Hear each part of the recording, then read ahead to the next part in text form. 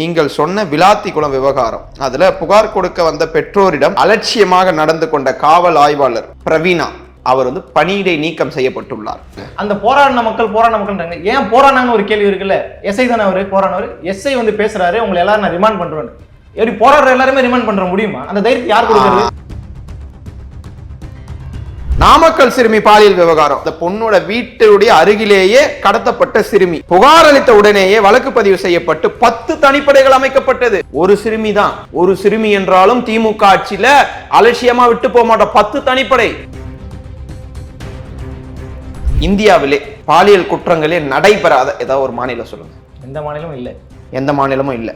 ஆனால் இன்றைக்கு அதை குறைக்கக்கூடிய நடவடிக்கையில் நாங்கள் இறங்கி இருக்கிறோமா இல்லையா என்பதுதான் கேள்வி. 48 மணி நேரத்துல 12 சம்பவமா? இது குறைக்கிறதுக்கான நடவடிக்கையா? சின்ன வயது சிறுமிகள் எல்லாம் தொடரணும்னு நினைக்கிறானோ அவெல்லாம் நடுங்கி போனோம். அந்த மாதிரி ஒரு விஷயத்தை தான் திமுக ஆட்சியில செய்திருக்கிறோம் என்பதுதான் என்னுடைய வாதம். நீங்க எந்த மாநிலமும் நடக்கல, நீங்க உத்தரப்பிரதேசத்துல இதை விட பயங்கரமா நடக்குது. அப்ப நீங்க வட மாநிலத்துல கம்பேர் பண்றீங்க. நம்ம வட மாநிலத்தோட பல மடங்கு முன்னேறிக்கோன்றது நம்ம 2 பேருக்குமே தெரியும். அப்படி இருக்கும்போது நீங்க கம்பேர் பண்றது அது சரியா இருக்கும்ல? அணுகுமுறை அது இல்ல, சரி நடக்குது, அதனால இங்கேயும் நடக்குன்னு சொல்ல வரீங்களா? இந்தியாவிலே பாதுகாப்பான மாநிலம் தமிழ்நாடு தான் சொல்லிட்டு ஆய்வறிக்கையிலே சொல்லியிருக்காங்க சார். இந்தியாவிலே பெண்களுக்கு பாதுகாப்பான மாநிலம் தமிழ்நாடு. அங்கதான் சார் கேள்வி வருது. பாதுகாப்பு இருக்கும்போது ஏன் இவ்வளவு சம்பவம் நடக்குது? எங்க பிரச்சனை இருக்கு? Night shift.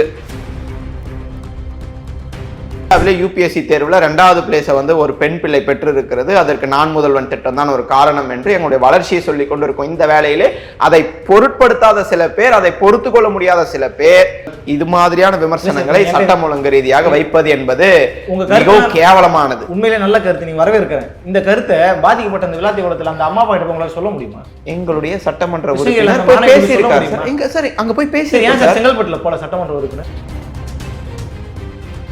குற்றம் சாட்டப்பட்டு அவன் குற்றம் செஞ்சுட்டு அவன் சுதந்திரமா இந்த தமிழ்நாட்டில் நடமாடினான் என்று சொன்னால் அதற்கு திமுக அரசு தான் பொறுப்பேற்கும். திமுக அரசு அப்படி யாரையாவது வெளியே சுதந்திரமா விட்டுருக்கான்னு சொல்லுங்க.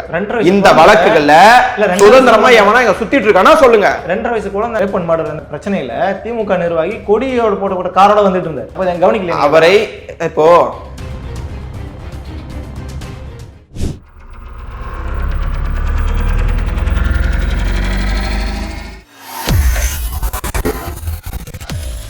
வேலை வேண்டுமா? ப்ளூ ஓஷன் இருக்கிறது. 10th 12th டிப்ளமோ டிகிரி படித்தவர்களுக்கு உணவு, தங்குமிடம், இஎஸ்ஐ, PF இன்சூரன்ஸ் உள்ளிட்ட சலுகைகளுடன் அனுபவத்திற்கேற்ற நல்ல சம்பளம் 15,000 முதல் 30,000 வரை. பெண்களுக்கு முன்னுரிமை. 2,000க்கும் மேற்பட்ட வேலை வாய்ப்புகள் உள்ளன. இப்போதே தொடர்பு கொள்ளுங்கள். Blue ocean.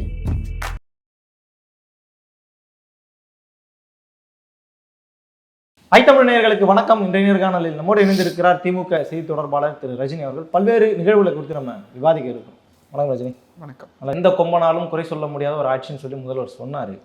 ஆனால் இன்னைக்கு பார்த்தீங்கன்னா எதிர்கட்சிகள் எல்லாருமே கடுமையாக தாக்கிட்டு இருக்காங்க. ஏன்றது உங்களுக்கு நல்லா தெரியும். 2 விஷயத்தை நான் இன்னைக்கு உங்கள்கிட்ட பேசணும்னு இருக்கேன். தூத்துக்குடி விளாத்திக்குளம் இப்போ நடந்த இந்த இஷ்யூ பார்த்துருப்பீங்கன்னு நினைக்கிறேன். 17 வயது சிறுமியை பாலியல் வன்கொடுமை செஞ்சு துண்டு துண்டாக வெட்டப்பட்ட சம்பவம்.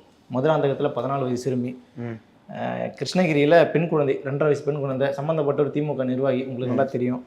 நாமக்கல்ல 7 வயது சிறுமி, கிருஷ்ணகிரியில் 70 வயது முதியவரை கொலை பண்ணிட்டு அவங்களுடைய 65 வயது மனைவியை கற்பழிச்சிருக்காங்க. இது வெறும் பாலியல் வன்கொடுமை சம்பந்தப்பட்ட நிகழ்வு. நெல்லையில் பள்ளி மாணவி ஒருத்தவங்க. எந்த கும்பனாலும் குறை சொல்ல முடியாத ஒரு ஆட்சி இப்படி நடக்குதுன்றதை எப்படி புரிஞ்சுக்குது? 2021 திமுக ஆட்சி அமைந்த உடனே 2 மாசத்துல எடப்பாடி பழனிசாமி சட்ட ஒழுங்கு சீர்கெட்டு விட்டது என்று ஆட்சிக்கு வந்த 2 மாசத்துல சொன்னாரு. ஆட்சிக்கு வந்த 2 மாசத்துல சட்ட ஒழுங்கு சீர்கெட்டு விட்டதுன்னா அது எந்த ஆட்சிக்கு பொருத்தம்? எந்த ஆட்சிக்கு அது பொருந்தும்? கடந்த 10 ஆண்டு காலமாக ஆண்டது எடப்பாடி பழனிசாமி. 2021 ஆட்சிக்கு வந்த 2 மாசத்துல சட்ட ஒழுங்கு சீர்கெட்டு விட்டது என்று எடப்பாடி பழனிசாமி சொன்னார். அப்படி சொன்னவர்களுக்கு மத்தியில் ஒரு யாராவது தடுக்கி விழுந்தா கூட அது காரணம் திமுக அப்படின்ற ஒரு ஸ்ட்ரக்சரை கொண்டு வந்துட்டாங்க. அது கொண்டு வந்துட்டு, ஏன்னா மக்கள் கிட்ட வேற எதை பத்தி பேச முடியும்? வளர்ச்சி இல்லை, தமிழ்நாட்டில் வளர்ச்சி இல்லைன்னு சொல்ல முடியுமா? இந்த மக்கள்லாம் தொட்டி அடிப்பாங்க. இரட்டை இலக்கம் அம்மையார் ஜெயலலிதா கிட்ட ஆட்சியை கொடுக்குறப்போ தலைவர் கலைஞர் அவர்கள் இரட்டை இலக்கத்துல வளர்ச்சியோடு இது ஒப்படைத்தார் 10 ஆண்டுகளுக்கு முன்பு. 10 ஆண்டு காலமாக இரட்டை இலக்கம் கிடையாது, ஒற்றை இலக்கத்துல உச்சமா இருக்கிற 9% கூட அம்மையார் ஜெயலலிதாவும் சரி எடப்பாடி பழனிசாமி சரி அச்சீவ் பண்ணல.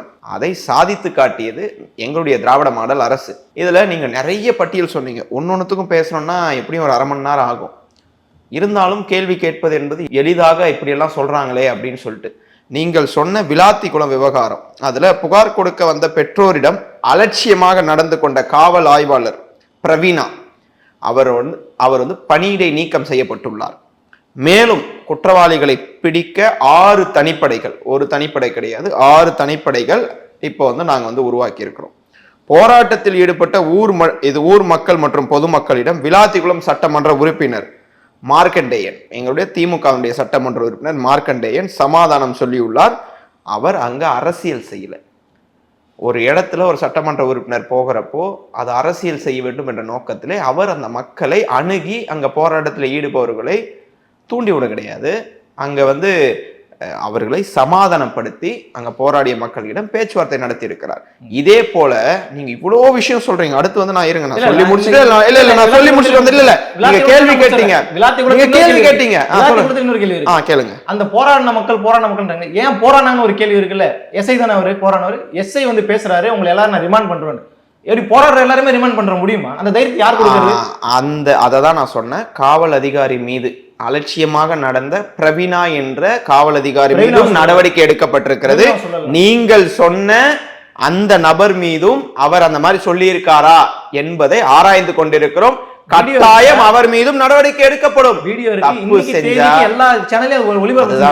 தப்பு செஞ்சா உடனடியாக அதற்குரிய தண்டனை காவல் அதிகாரி இல்ல யார் செய்தாலும் அவர்கள் மீது கடுமையான நடவடிக்கை திமுக ஆட்சியில் எடுக்கப்படும். நடவடிக்கை எடுக்காத போது இது அதிமுக ஆட்சி கிடையாது.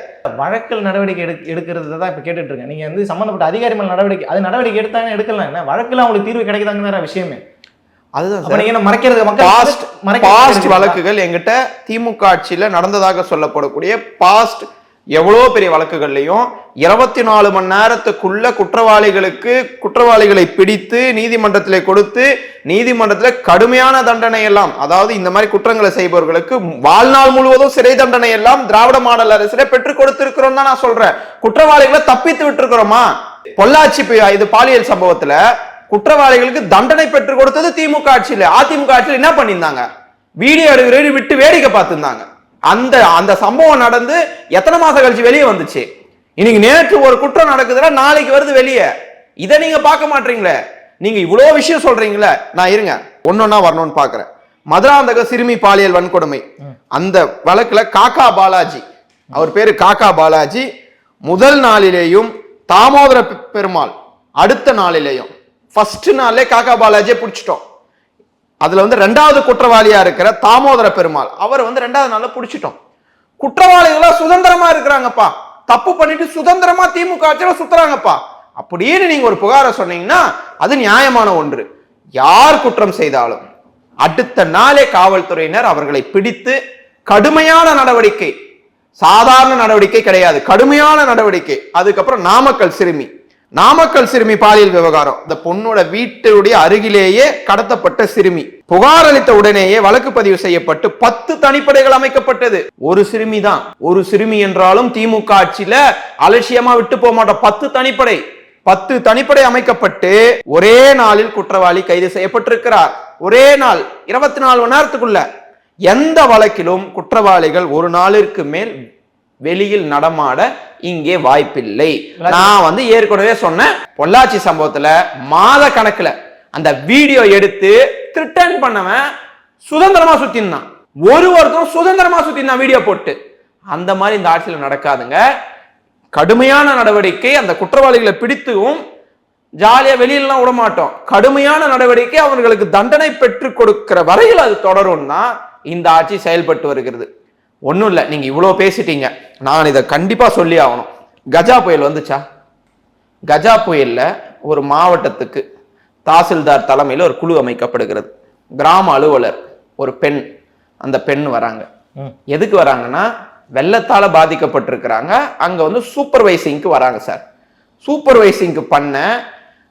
சூப்பர்வைசிங் பண்ண வந்த அந்த பெண்ணை அதிமுகவினுடைய அன்றைய சிட்டிங் மாவட்ட செயலாளர் பாலியல் துன்புறுத்தல் தந்திருக்கிறார். திமுக நிர்வாகி, ஊர் பேரை தெரியாதவனா திமுக நிர்வாகி, ஊர் பேரை தெரியாதவனா திமுக நிர்வாகின்னு சொல்லிட்டு திமுக நிர்வாகி இதை செய்கிறார்கள் அதை செய்கிறார்கள்.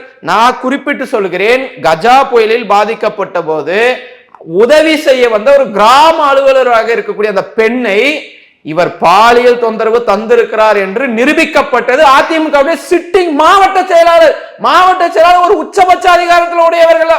ஒரு கட்சியில மாவட்ட செயலாளர் ஒரு அதிகாரத்தில் இருக்கிறவர், ஒரு மாவட்ட செயலாளர் வந்து அந்த பெண் அந்த மாதிரி பண்ணலாமா? நான் கேட்கறது, எடப்பாடி பழனிசாமி என்ன தகுதி இருக்கு இதை பத்தி எல்லாம் பேச? வழக்கு போடுங்க, எடப்பாடி பண்ணல, அதுதான் தூக்குல போடுங்க. யார்? ஆமா, இன்னைக்கு பொள்ளாச்சி பாலியல் சம்பவத்துல நீதிமன்றத்துல தண்டனை வாங்கி தந்திருக்கிறது யாருடைய ஆட்சியில? எடப்பாடி ஆட்சியிலையா? வாங்கி தந்திருக்கிறது யாருடைய ஆட்சியில? திமுக ஆட்சியில. நீங்க சார் இன்னைக்கு நீங்க இவ்வளவு விஷயத்த சொல்றீங்க. நான் முசாமில் உங்ககிட்ட ஒரு கேள்வி கேட்கிறேன்.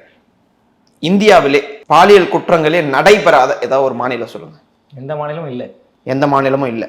ஆனால் இன்றைக்கு அதை குறைக்கக்கூடிய நடவடிக்கையில் நாங்கள் இறங்கி இருக்கிறோமா இல்லையா என்பதுதான் கேள்வி. 48 மணி நேரத்துல 12 சம்பவமா? இது குறைக்கிறதுக்கான நடவடிக்கையா? அதாவது 48 மணி நேரத்துல 12 சம்பவமா என்றால் எந்த ஒரு தனிப்பட்ட ஒரு விஷயத்துக்கும் அரசாங்கம் பொறுப்பேற்றுக்காது. ஒருத்தன் தனிப்பட்ட விஷயத்த ஒருத்தர் செய்யறான்னா அந்த விஷயத்துல அதற்கு காரணம் அரசாங்கம் என்று சொல்லிவிட முடியாது, சொல்லிவிடக் கூடாது. அந்த குற்றம் நடைபெற்று அந்த குற்றத்திலே ஒரு அரசாங்கம் தரும் தண்டனை, எந்த அரசாங்கம் கடுமையான தண்டனை பெற்று தருகிறதோ, இந்த மாதிரி தப்பு செய்யணும்னு எமயமெல்லாம் நினைக்கிறானோ அவெல்லாம் பயந்தே ஓடணும். எமயமெல்லாம் சின்ன வயது சிறுமிகள் எல்லாம் தொடரணும்னு நினைக்கிறானோ அவெல்லாம் நடுங்கி போகணும். அந்த மாதிரி ஒரு விஷயத்தை தான் திமுக ஆட்சியில செய்திருக்கிறோம் என்பதுதான் என்னுடைய வாதம். நீங்க எந்த மாநிலமும் நடக்கல, நீங்க உத்தரப்பிரதேசத்துல இதை விட பயங்கரமா நடக்குது. அப்ப நீங்க வட மாநிலத்துல கம்பேர் பண்றீங்க, நம்ம வட மாநிலத்தோட பல மடங்கு முன்னேறிக்கோன்றது நம்ம 2 பேருக்குமே தெரியும். அப்படி இருக்கும்போது நீங்க கம்பேர் பண்றது அது சரியா முதல்ல அணுகுமுறை அது இல்ல சரி நடக்குது, அதனால இங்கேயும் நடக்கும் சொல்ல வரீங்களா? கூட்டணி கட்சியில அந்த மாதிரி வட மாநிலத்தில் ஆள்பவர்களை வைத்துக்கொண்டு அங்கே போய் ஒரு கேள்வி கூட கேட்காத அதிமுகவை போன்ற ஒரு சில கட்சிகள் திமுகவை பார்த்து கேட்பதற்கு அவர்கள் தகுதி இல்லைன்னு சொல்ல வர. அவ்வளவுதான் டிக்ளேர் பண்றீங்க. எந்த கொம்பனும் குறை சொல்ல முடியாத ஆட்சி நீங்க தான் டிக்ளேர் பண்றீங்க. அவங்க ஆமா, குறை சொல்ல முடியாத ஆட்சி தான். 44,000 சம்பவங்கள் பெண்களுக்கு எதிராக நடந்திருக்கு. நேத்து அன்புமணி பேசுறாரு. நீங்க சொன்னது போல அன்புமணி பேசதெல்லாம் நீங்க எடுத்துக்கிறீங்க. அன்புமணி பேச நீங்க எடுத்துக்கிறீங்க. சரி, okay okay. Anbumani point Muzammil valid பாயிண்டா எடுத்துக்கிறாரா? ஒரு எடுத்துக்கிறாரா? எடுத்துக்கிறீங்களா? தப்பா எடுத்துக்கிறீங்களா இல்லையா? அன்புமணி பேசத நீங்க எடுத்துக்கிறீங்களா இல்லையா? என்னுடைய கேள்வி பேசுறவர் விட்டுருங்க. முசாமில் அன்புமணி பேசத வேலிட் பாயிண்டா எடுத்துக்கிறாரா? இல்ல ரஜினி பேச என்னோட இல்ல நீங்க அன்புமணி விட்டுருங்க. நீங்க நான் விட மாட்டேன். அன்புமணி ராமதாஸ வேலிட் பாயிண்டா நீங்க எடுத்துக்கிறீங்களா? ஏன் எடுக்க கூடாது? எடுத்துக்கிறீங்களான்னு கேக்குறீங்க. எஸ் ஆர் நோ எடுத்துக்கிறீங்களா? எடுக்க கூடாது. எடுக்க கூடாதெல்லாம் நான் சொல்லுங்க. எடுத்துக்கிறீங்களா இல்லையா? எடுத்துக்கிறேன்னு வச்சுங்களேன். என்ன கவுன்சிலருக்கு கூட எடப்பாடி பழனிசாமிக்கு தகுதி இல்லைன்னா அதையும் முசாமில் அக்செப்ட் பண்ணிக்கணும். அக்செப்ட் பண்ணிக்கிறீங்களா? இப்ப லா அண்ட் ஆர்டர் இஷ்யூவும் இல்ல நீங்க அன்புமணி ராமதாஸ் சொல்ல ஏன் எடுத்துக்கூடாதுன்னு சொன்னீங்க. கவுன்சிலர் கூட தகுதி இல்லாத எடப்பாடி பழனிசாமி சொன்னா நீங்களும் அக்செப்ட் பண்ணிக்கிறீங்களா? சட்ட ஒழுங்கு பிரச்சனையும் அரசியல் பிரச்சனையும் ஒண்ணா? சார், சட்ட ஒழுங்கு பிரச்சனை தான். சட்டம் ஒழுங்கு பிரச்சனையை தான் இன்றைக்கு சரி செய்து வருகிறோம். கடந்த 10 ஆண்டு காலமாக பல வழக்குகள்ல பல குற்றவாளிகள் தப்பித்து ஓடினார்கள். பல குற்றவாளிகள் வெளியே சுதந்திரமா இருந்தார்கள். பெண் பிள்ளைகளுக்கு ஏற்படக்கூடிய குற்றங்களை வெளியே வந்து சொல்றதுக்கு பயந்தாங்க.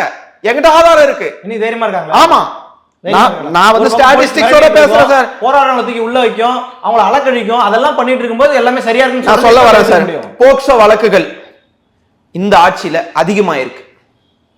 நீங்க உடனே கேட்கலாம், போக்சோ வழக்குகள் அதிகமாயிருக்கு, இது திமுக தான் அவ பேர். வழக்குகள் அதிகமாயிருக்கு. வழக்குகள் அதிகமாயிருக்குன்னா எனக்கு நடந்திருக்கிற குற்றம் என்பது வெளியே கொண்டு வர வேண்டும் என்று ஒரு பிள்ளைகளுக்கும் அந்த உணர்வு வந்திருக்கு. அந்த தைரியத்தை திமுக ஆட்சியில கொடுத்திருக்கோம். இன்னைக்கு டோல் ஃப்ரீ நம்பர் கொடுத்திருக்கோம். அந்த பெண் பிள்ளைகளுக்கு என்ன வேணாலும் உடனடியா சொன்ன ஆப் உருவாக்கி இருக்கிறோம். பெண் பிள்ளைகளே இன்னைக்கு இந்தியாவிலே அதிகமாக அதாவது உயர்கல்விக்கு போகக்கூடிய மாணவிகள் தமிழ்நாட்டில் அதிகம். இதெல்லாம் நீங்க ஏத்துக்க மாட்டீங்க. பாதிக்கப்படுறதுல பெண் பிள்ளைகள் அதிகம். அதாவது நீங்க உயர்வை பத்தி ஒரு வார்த்தையை கூட பேசாத, நீங்க இந்த மாதிரி சம்பவங்கள் நடக்குது, இந்த மாதிரி சம்பவத்தால பெண் பிள்ளைகளுக்கு இந்தியாவிலே பாதுகாப்பான மாநிலம் தமிழ்நாடு தான் சொல்லிட்டு ஒரு ஆய்வறிக்கையிலே சொல்லியிருக்காங்க சார். இந்தியாவிலே பெண்களுக்கு பாதுகாப்பான மாநிலம் தமிழ்நாடு. எனக்கு அங்கதான் சார் கேள்வி வருது. பாதுகாப்பு இருக்கும்போது ஏன் இவ்வளவு சம்பவம் நடக்குது? இப்ப எங்க பிரச்சனை இருக்கு? நைட் ஷிஃப்ட் நீங்க பாதுகாப்பு இல்லாத மாநிலம் வெரி வெரி சீர்கட்டு விட்டதுன்னா ஒரு பெண் பிள்ளை வெளியே வரக்கூடாது.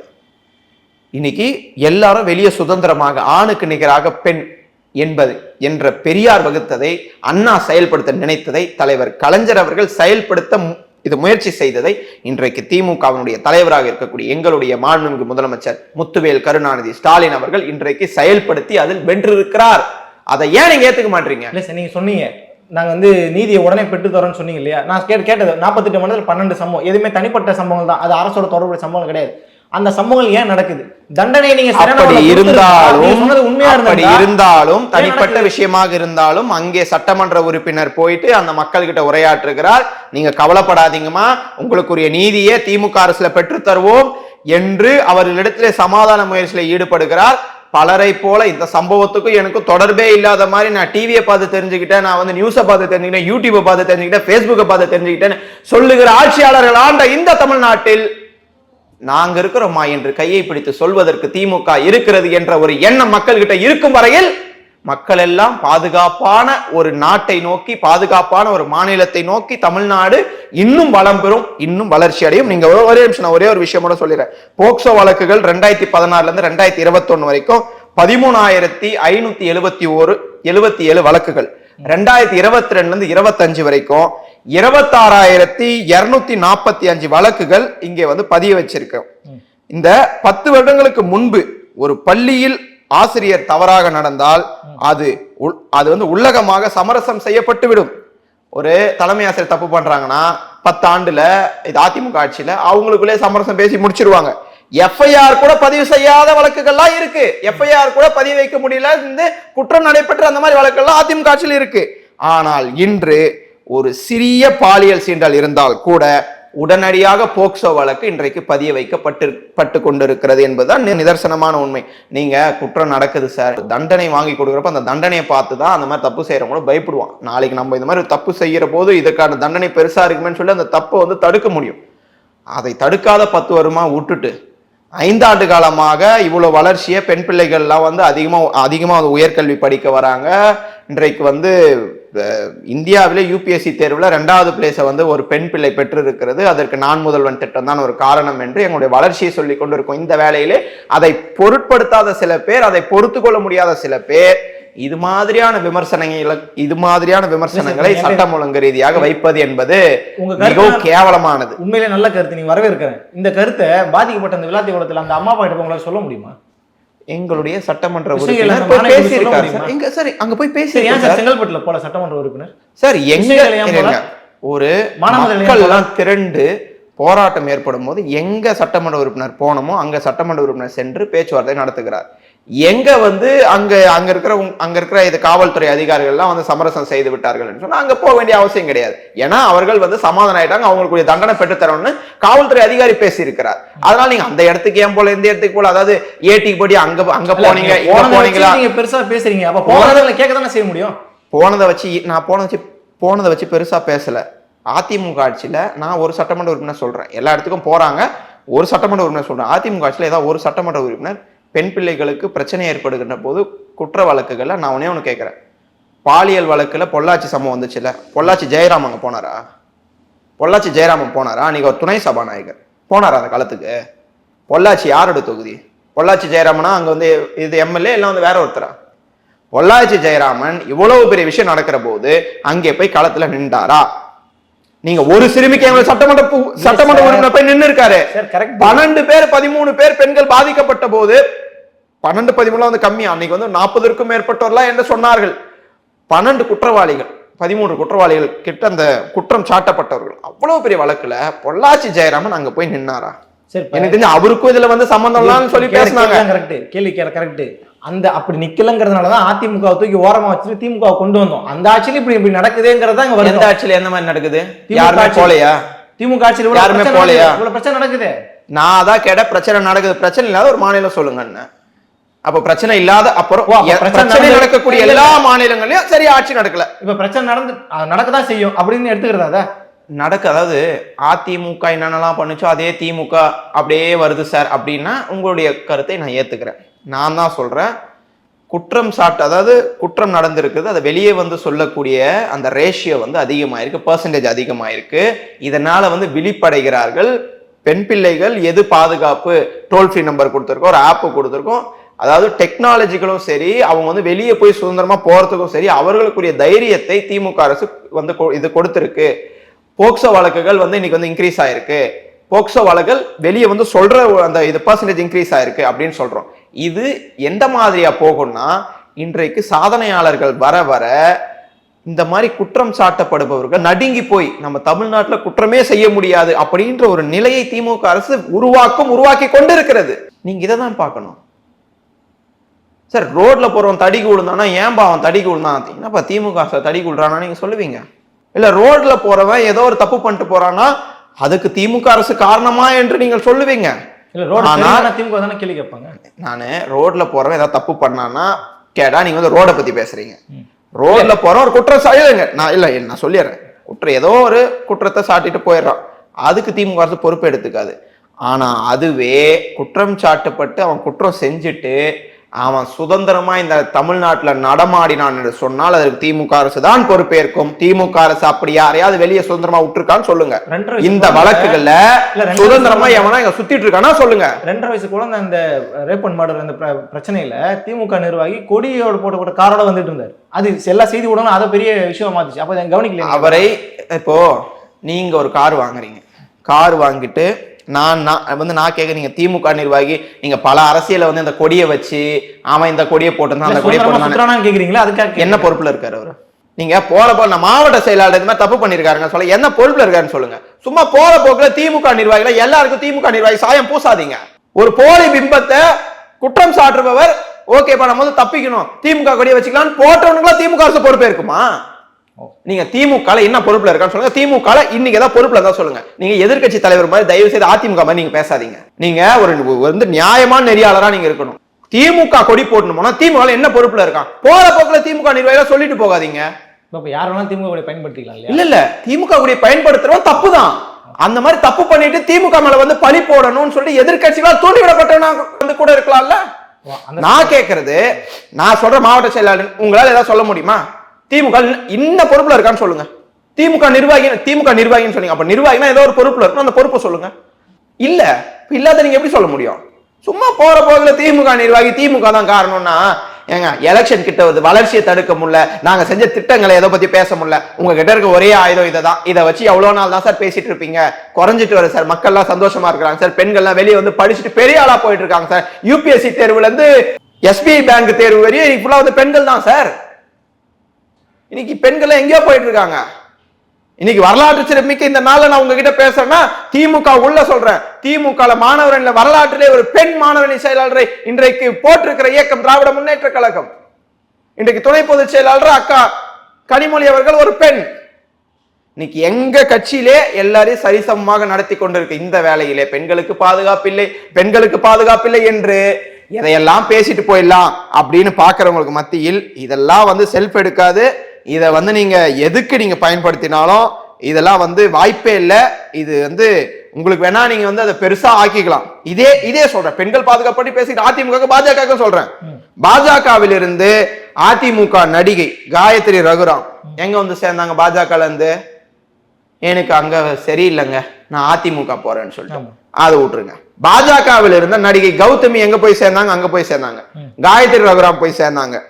அதுக்கப்புறம் IJKல இருந்த அதிமுக தொழிலதிபர் லீமா ரோஸ் மார்டின் எங்க போய் சேர்ந்தாங்க? இங்க போய் சேர்ந்துட்டாங்க. அதிமுகல இருந்து, அதாவது நேரடி அதிமுகவில் இருந்த பழம்பெரும் நடிகை லதா வந்து இது அதிமுக போய் சேர்ந்துட்டாங்க. அப்போ இவர்கள்லாம் பாஜகவுக்கும் அதிமுகவுக்கும் பயணிப்பதற்கான காரணம், பாஜக நமக்கு பாதுகாப்பு இல்லை அதிமுகவுக்கு போறோம், அதிமுக நமக்கு பாதுகாப்பு இல்லை பாஜகவுக்கு போறோம். இந்த மாதிரி ரெண்டு கட்சி குற்றச்சாட்டு பாருங்க. அந்த கட்சியிலே பல பேர் வந்து ஜம்ப் பண்ணிட்டு இருக்காங்க. ஃபர்ஸ்ட் அவங்க கட்சியை பார்க்க சொல்லுங்க, அதுக்கப்புறம் தமிழ்நாடு அரசை பத்தி பேச வரலாம். அவங்க எல்லாம் திமுக இளைஞரணி ஒன்றிய அமைப்பாளர் பெரிய நாயகம் அவரு, நான் சொன்ன அந்த 2.5 வயசு இன்றைய நாளில் அவர் கட்சியில் இருக்கிறாரா? இன்றைய நாள் நம்ம இப்ப பேசி கொண்டிருக்கிறப்போ கட்சியில் அதே அமைப்பாளர் பதவியில் அவர் இருக்கிறாரா என்பதை நீங்க தெளிவுபடுத்தி கொண்டு அதெல்லாம் தூக்கியிருப்பீங்க. இல்ல நீங்க இன்றைய நாள்ல கட்சியில் இருப்பவர்களை நீங்கள் திமுக நிர்வாகி என்று சொல்லலாம். இதற்கு முன்பாக கட்சியில் இருந்து குற்றம் சாட்டியவர்கள், குற்றம் சாட்டப்பட்டவர்கள் இன்னைக்கும் இந்த கட்சியில் இருந்தாங்கன்னா நீங்க கேட்பதில் ஒரு இது வேலிட் பாயிண்ட் இருக்கு. சில முன்னாள் அமைச்சர்களின் ஆடியோலாம் வந்துச்சு, சில முன்னாள் அமைச்சர்களின் புகைப்படங்கள்லாம் வந்துச்சு. அவங்கலாம் இன்னைக்கும் அந்த கட்சியில நடமாடிட்டு தான் இருக்காங்க, நல்ல பொறுப்புல தான் இருக்காங்க. நான் பெயர் சொல்ல வேண்டாம் என்று பார்க்கிறேன், நீங்கள் சொல்வதற்காக வருகிறேன். இன்றைக்கும் அப்படிப்பட்ட குற்றங்களில் ஈடுபட்ட முன்னாள் அமைச்சர்கள், அதிமுக முன்னாள் அமைச்சர்கள் சுதந்திரமாக சுற்றி கொண்டிருக்கிறார்கள். அந்த மாதிரி திமுக கிடையாது. இதுல எந்த கட்சி பெண்களுக்கு பாதுகாப்பான கட்சி நீங்களே முடிவு பண்ணிக்கோங்க. சரி, நான் இன்னொரு முக்கியமான பிரச்சனை பற்றி நான் பேசுகிறேன், நேரம் குறைவாக இருக்கிறதுனால. இப்போ இந்த மானாமதுரையில் கஸ்டோடியல் டெத் ஒன்று நடந்துச்சு. அதில் இப்போ தான் ரிப்போர்ட் வந்துச்சு. அதாவது ஈரசாக்கு போட்டு கல்லை வச்சு காலை உடைச்சாங்கன்ற அளவுக்கு வந்துச்சு. திமுக ஆட்சியில் வந்து 37 சம்பவங்கள் நடந்திருக்கிறதா குறிப்பிடுறாங்க. நான் அதிகாரப்பூர்வமாக 20 to 25ன்ற மாதிரி சொல்லப்படுது.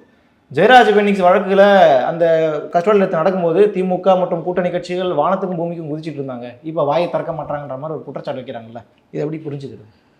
கஸ்டோடியல் டெத்தை பொறுத்த வரைக்கும் காரணம் சரியாக இல்லை, காவல்துறையினர் அவங்க வந்து தப்பு பண்ணியிருக்காங்க அப்படின்ற போது அவர்கள் மீது கடுமையான நடவடிக்கை நிச்சயமாக எடுக்கப்படும். திமுக ஆட்சியில் கடுமையான நடவடிக்கை கண்டிப்பாக எடுக்கப்படும். அவ்வளோதானே? அவ்வளோதான். இப்போ ஜெயராஜ் பெனிக்ஸ் வழக்கில் செஞ்ச அரசியல்லாம் இங்கே ஜெயராஜ் பெனிக்ஸோட வழக்கையும் நீங்கள் இதையும் வந்து ஒப்பிடுறதே எனக்கு நீங்கள் எதை வச்சு ஒப்பிடுறீங்கன்னு தெரில. 5 மணிக்கு கடையை மூடணும், 5:30 மணி வரையும் கடையை திறந்து வச்சுக்கிறாங்க. அரை மணி நேரம் கடையை, நீங்கள் இப்போ ஸ்டூடியோவில் இருக்கீங்க, இந்த ஸ்டூடியோ 5 மணிக்கு மூடணும், குவாரண்டைன் சொல்கிறாங்க. இது கோவிட் வந்து இந்த மாதிரி வந்து இது 144 சொல்கிறாங்க. நீங்கள் ஒரு அரை மணி நேரம் இந்த ஸ்டூடியோவை உங்களுக்கு வந்து ஷூட்டிங் இருக்குது, அதனால் நீங்கள் ஒரு 1/2 hour இந்த ஸ்டூடியோ வந்து ஓப்பன் பண்ணி வச்சுருங்க. அதுக்கு உங்களை கொண்டு போய் அடித்து 2 பேரையும் வந்து அடித்து துன்புறுத்தி ஒரு சித்திரவதை பண்ணி அவங்கள வந்து கொலை பண்ணுறாங்கன்னா அதுவும் இந்த வழக்கும் ஒன்றா. என்னுடைய கேள்வி, அரை மணி நேரம் கொஞ்சம் கடையை திறந்து வச்சதுனால ஏற்பட்டு பிடிச்சிட்டு போய் அது ஒரு குற்றம் கிடையாது, அது ஒரு வார்னிங் கொடுத்து கூட விட்டுருக்கலாம். அந்த நிலையில் ஒருவரை காரணமே இல்லாத ஒரு ஃபேக் கேஸ் போட்டு கொண்டு போய் அவரை வந்து சித்திரவாதம் பண்ணி கொலை பண்ணதும் மானாமதுரை கேஸ் ஒன்னான்னு அவங்க கிட்ட கேட்குறேன். சரி, கரெக்ட், நீங்கள் பேசுறது கரெக்டு தான். அஜித்குமார் வழக்கில் புகார் மட்டும்தான் சொன்னாங்க, குற்றம் நிரூபிக்கப்படலை, அடிச்சே கொன்னாங்க. அப்போ அது இது ஒன்றும் இல்லையா? அஜித்குமார் விஷயத்தில் அந்த பெண் பொய் புகார் என்பது நிரூபணமாயிருக்கிறது ஒரு வாரத்துக்கு முன்னாடி தான். அந்த பெண் சொன்னது பொய் புகார் தான் அப்படி என்று ஒரு வாரத்துக்கு முன்னாடி தான் அது நிரூபணமாயிருக்கிறது. புகார் இதெல்லாம் நம்ம தள்ளி கூட வச்சுட்டு அடிச்சு கொலை பண்றதுக்கு நீங்க எதுக்கு அவ்வளோ உரிமை கொடுத்து வச்சிருக்கீங்க காவல்துறை? ஏன்னா லெனின் பாரதி இயக்குனர் அதான் கேள்வி. அடுத்த 2 நாள்ல அவரை வந்து அந்த வேலையை விட்டு தூக்கியிருக்கும். காவல்துறை அதிகாரி என்ற பொறுப்பிலிருந்து திமுக அரசு உடனடியாக செயல்பட்டு யார் அதை பண்ணாங்களோ அவர் இன்றைக்கு காவல்துறையில் இல்லை. இன்னும் கொஞ்ச நாள் ஆயுதப்படை இருப்பாரு, காவல்துறையில் இல்லை. நீங்க இன்னும் கொஞ்ச நாள் ஃபியூச்சர் வந்து ப்ரெடிக்ஷன்லாம் இங்க வேண்டாம், அப்படிதான் இருக்கிறது. இல்ல எங்க இப்போ அஜித்குமார் வழக்குல குற்றம் சாட்டப்பட்ட அந்த அதிகாரி இன்னைக்கு எங்கேயாவது இருக்காரா? இன்னைக்கு காவல்துறையில இருக்காரா? நீங்க இன்னைக்கு பத்தி நீங்களே ஒரு ஃபியூச்சர் ப்ரெடிக்ஷன், நாளைக்கு ஆயுதப்படையில் இருப்பாரா? நீங்க நாளைக்கு இன்டர்வியூ கூப்பிடுங்க, நாளைக்கு வந்து நான் பேசுறேன். ஆயுதப்படைக்கு மாத்தந்தே இல்லையா இதுக்கு முன்னாடி? யாரையும் அஜித்குமார், நீங்க அஜித்குமார் வழக்கு பத்தி பேசிட்டு இருக்கீங்க. சரி, மானாமதுரைக்கு வாங்க. இதுல யாரு அனுமதி கொடுத்தது? அடிச்சு காலை உடைச்சு அவரை கொலை பண்றாலும் யாரு அனுமதி கொடுத்தது? நீங்க முசாமிலுக்கு விசாரணை இன்வெஸ்டிகேஷன்லாம் தேவையில்ல, காவல்துறை அதிகாரி உள்ள தூக்கி வைக்கணும். யார் மேல தப்புலாம் அப்புறம் விசாரிச்சுக்கலாம், காவல்துறை அதிகாரி உள்ள தூக்கி வைங்க. விசாரணை there is a investigation ongoing process, there should be a strict punishment against if any officers accused under the section.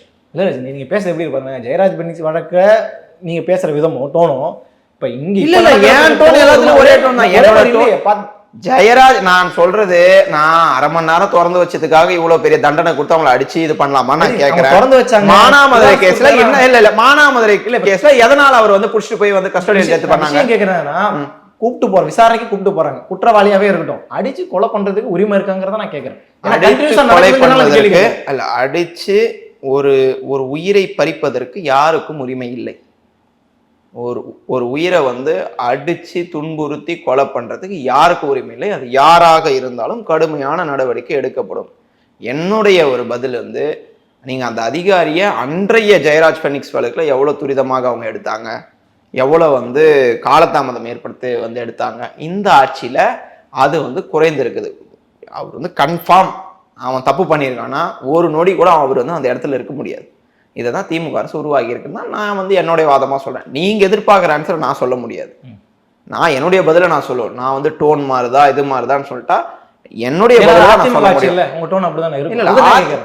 AIADMK ஆட்சியில் நடந்த அலங்கோலங்களை 10 ஆண்டு காலத்தில் அலங்கோலங்களை நான் இன்னும் பட்டியலிட்டேன்னு வச்சிங்களேன், நீ இன்னும் வந்து 4 மணி நேரம் இன்டர்வியூ எடுக்கணும். நான் அதெல்லாம் சொல்லக்கூடாதுன்னு இருக்கேன். ஏன்னா உங்களுக்கு வந்து நேரம் வந்து கம்மியாக தான் இருக்குது. வந்து இது ஒரு 1/2 hourல முடிக்கணும்னு சொன்னீங்க. அதனால வந்து நான் வந்து பொறுத்துன்னு இருக்கேன். உரிய நடவடிக்கை எடுப்பீங்க. உரிய நடவடிக்கை எடுக்கப்படும். சரி.